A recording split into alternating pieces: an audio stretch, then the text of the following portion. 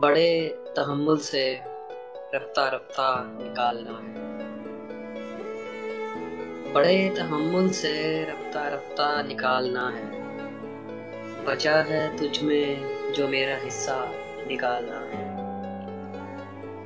ये रूह बरसों से दफन है, तुम मदद करोगे?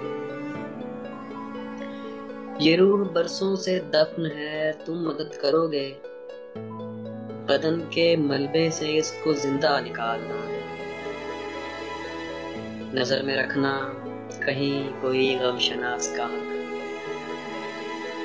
नजर में रखना कहीं कोई गमशनास का हक। मुझे सुखन बेचना है, खर्चा निकालना है। निकाल लाया हूँ एक पिंजरे से एक परिंदा। निकाल लाया हूँ एक पिंजरे से एक परिंदा। अब इस परिंदे के दिल से पिंजरा निकालना है। ख्याल है खानदान को इत्तला दे दूं। ख्याल है खानदान को इत्तला दे दूं।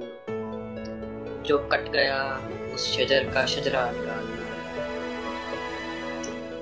ये 30 बरसों से कुछ बरस पीछे चल रही है।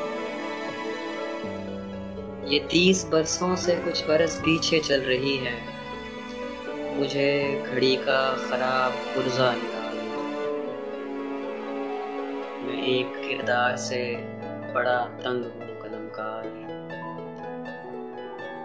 मैं एक किरदार से बड़ा तंग हूँ कलमकार। मुझे कहानी में डाल गुस्सा